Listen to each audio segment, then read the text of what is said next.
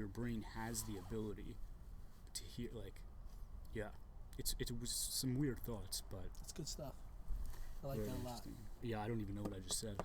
No, I like that idea a lot, and also, but what I was trying to say was, basically, I would have these like I had a basketball hoop on the porch when I was really little, and basically, one of my favorite things to do was literally go out there on the porch myself, and and this is actually what I was trying to say before is that it has to do with Hey Arnold. It's all good. It has to do with Hey Arnold. So basically, I created a whole world in my own head. It's gonna take a while to get out, but basically, I created this conflict between my imaginary friends and me against like these other imaginary friends who are like a little bit older than us. Oh, so it was And like that was based off Hey Arnold. It was based off the 4th and 5th graders in Hey Arnold. And because the 5th graders in Hey Arnold were seen as like these bullies who would beat them in all these sports, and sometimes they would win, and it was like really cool.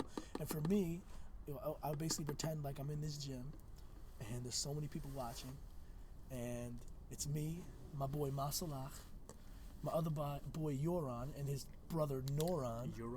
Yoran and Noran. Are you ready for this one? There were 2 other guys. One was Wussy, the other guy was Tussie. And thank God there wasn't a pussy. We'll edit that out. But here's what's happening, brother.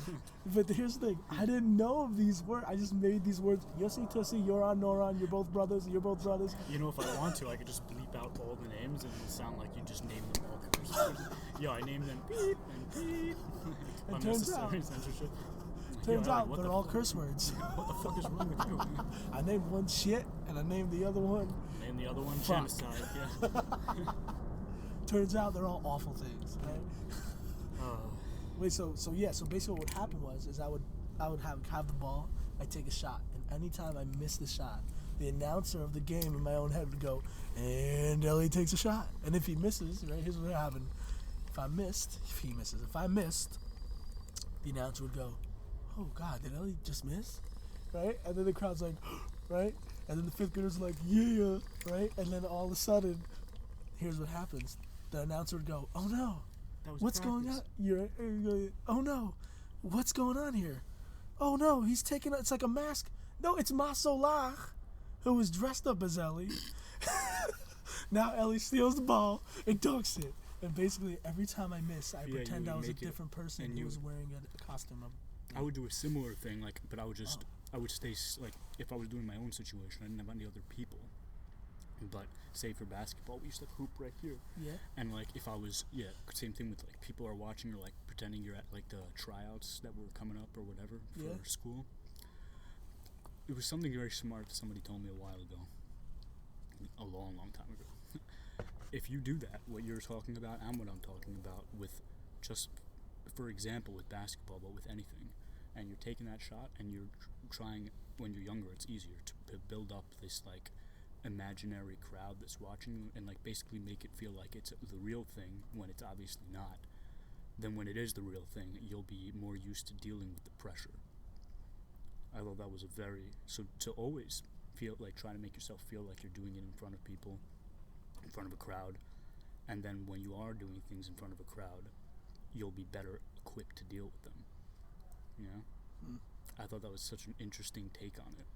Because I'd never thought about, like, I have thought about it as a negative thing, like, maybe like an egotistical thing, like, I want to be, like, with a lot of daydreams, it's like that, you know, like, you're the hero, or you're the, like, or like, every time you miss, you know, like, oh, but that one didn't count because blah, blah, blah, and, you know, and the real next shot, or like, oh, and that was, you know, blah, blah, blah's brother, and, you know, like, whatever it is, and you make, so that's what I was saying is I do the same thing, but it's more grounded in the sense that all the people exist, or I would try to create like an explanation for why the shot didn't count, as opposed to like it's a different person, like, you know, it's this other fake. No, but it's the same. I feel like we were doing it for the same reasons, you know. Yeah, and I looked at it for a long time as a negative thing, but since I heard that, I try to look at it as a positive thing. Like you're trying to, if you feel like someone's always watching you, then first of all, it'll change the way you act. Maybe you don't want that, you know, you feel the pressure or whatever, and, you know, it makes you worse at basketball, it makes you miss, but better you deal with that while pretending to be in front of a crowd, and then be ready when you are in front of a crowd, you know. I like that a lot. I think that's very true. I Yeah. think a lot of performers do that as well. Yeah, I think it's an ego thing. For me, I think definitely, and for performers, like, I mean, to be a performer, like, you know, any of these celebrities, you probably have to want it. So, Yeah.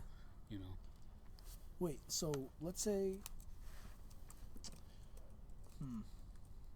I think a lot of things. I think many things are part of.